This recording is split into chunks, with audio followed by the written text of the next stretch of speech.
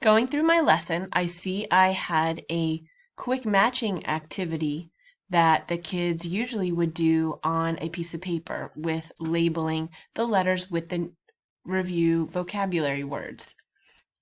Matching pairs would take that to the next level.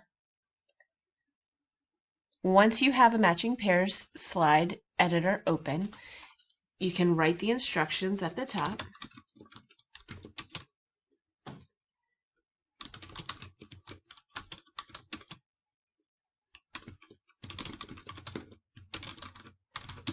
And in this case, I will use an image to match with the words.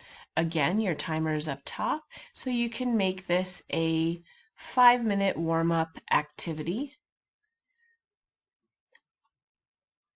And you have where you can add the pair. You have two options. You can either add text or add an image.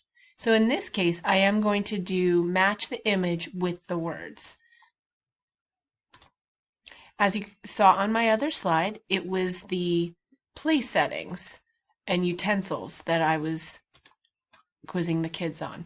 You can either use uploaded pictures, your Google Drive, Dropbox, or OneDrive, and drop the files here if you have images already saved, or you can simply search for them right in a Google search box. So we will pick a good fork and save it, and then in the text, write the correct vocabulary word. This slider zooms in and changes the size of the picture if you'd like, or you can delete it if you end up not liking it and adding another picture. Add another pair and repeat the same process. And a spoon. So we'll go with this spoon and enter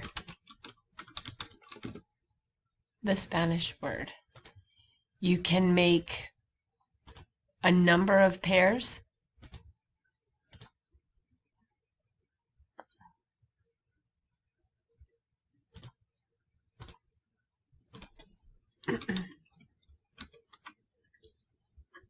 A plate. Let's do a color to make sure it's visible on the white background. All right. You can add a number of pairs. Make sure your images are clear and hit done. You have 3 pairs to be matched, and you do have a preview button here.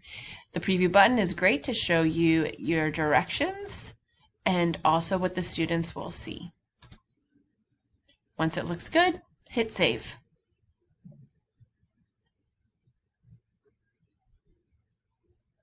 And you have your matching pairs slide. Again, to edit, simply hit edit this slide. You get a little preview and it is saved. Once you have your warm-up saved for the day or any other activity you added in between, you're going to hit save and go to Nearpod. What this does is upload your Google slideshow automatically into the Nearpod website into your My Library files. My Library is where it stores your already completed Nearpod and Google slideshows. This is also if you are going to use PowerPoint, where you would upload your PowerPoint and then add your interactive Nearpod slides actually in your library and on the Nearpod website. Again, I prefer to use the add-on in Google Slides so I can work within Google rather than on the Nearpod website.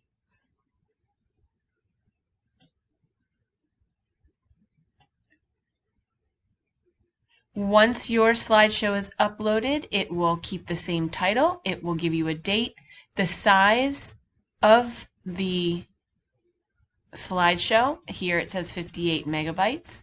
As far as Loudon employees go, we now have access to and much larger amount of memory in the Nearpod website. If you do not have a premium account, then you are limited to 100 megabytes, I believe. It is workaroundable. You can delete old presentations, which does not delete the Nearpod slides in your Google Slides, and you would still be able to upload it again into Nearpod later on if you're going back and doing a past lesson again. Your options here are for live participation, student paced, preview, edit.